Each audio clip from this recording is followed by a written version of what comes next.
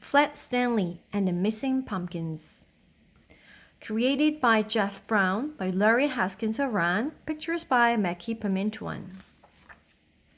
Stanley Lambchop lived with his mother, his father, and his little brother Arthur. Stanley was 4 feet tall, about a foot wide, and half an inch thick. He had been flat ever since the bulletin board fell on him. "Ow! Your flat elbow is so pointy," said Arthur. Stanley and Arthur were squashed in the back seat of the car. "Sorry," Stanley said. He folded himself up like a taco so his elbow wouldn't poke Arthur. "Better?" he asked. "Better," said Arthur. The boys were on their way to their cousin Billy's farm. "I envy you," Mrs. Lambchop said. 2 weeks of fresh air and the county fair.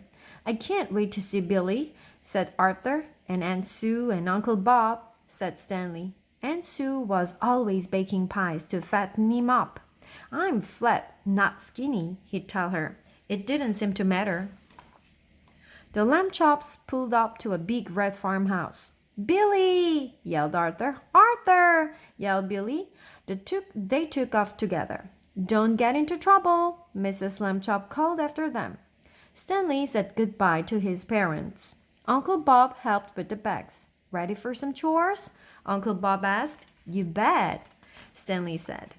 Stanley loved doing farm chores. He was good at it too. He could slide his flat hands under the hens to collect their eggs. They didn't mind a bit. Stanley could slip his flat body between rows to get every ear of corn. "Best pick around," said Uncle Bob. And when Uncle Bob needed to unload hay bales from his truck, Stanley made a perfect ramp. "You're mighty helpful, Stanley," Uncle Bob said one night at dinner. "But you're still so thin," said Aunt Sue. "Even with all my good cooking, you must eat another slice of pie." After dessert, Stanley went with Uncle Bob to fix a scarecrow in the pumpkin patch. "This scarecrow does a fine job scaring off birds," Uncle Bob said. "Too bad it can't scare off thieves." "Someone's been taking my pumpkins." "That's awful," said Stanley. "And right before the county fair." "Oh, I never show my pumpkins at the fair," Uncle Bob said. "Gosh, no, I just don't like my pumpkins disappearing. Hand me the nails, please."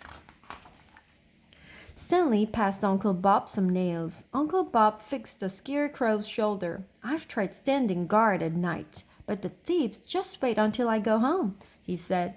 Stanley looked at the scarecrow's skinny wooden arm. Then he looked at his own flat one. "Uncle Bob, I have a plan."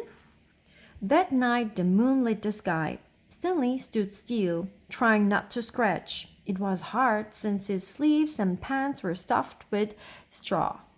Stanley was about to give in and scratch when he saw something. 2 flashlights bobbing in the dark. "This way," a voice whispered. The lights grew closer. Stanley held his breath. Then someone bumped right into him. "Ow! The scarecrow's elbow is so pointy," said the thief. "Gotcha!" Stanley yelled. Then he snatched a flashlight and shone it in both thieves' faces. "What on earth?" Stanley said. "Arthur and Billy, why are you stealing pumpkins?" "It's a surprise for Uncle Bob," Arthur said. "Some surprise?" said Stanley. "Not really," said Billy. "The fair's tomorrow. Dad's too shy to take his pumpkins, but I know he could win a prize. Arthur's helping me find the good ones. We're going to show them at the fair." Stanley couldn't help smiling. "That really is a good surprise. How can I help?" "Well, there's one thing you can do," said Arthur. Uncle Bob found Stanley the next day. "Did the thieves show up last night?" "Oh, yes," said Stanley. "Come see." "What on earth?" Uncle Bob said. The boys quickly explained the plan. "Arthur and I will handle everything. You can just watch," said Billy. "What do you say, Dad?" "Well, gosh," said Uncle Bob. "It looks like my pumpkins are going to the fair." That afternoon, they all celebrated Uncle Bob's first ever blue ribbon. Uncle Bob couldn't stop grinning. "This is so exciting. Thank you, boys." I know just the thing to do with this prize-winning pumpkin, said Aunt Sue. Make a prize-winning pie. Stanley, you must eat another slice. The end.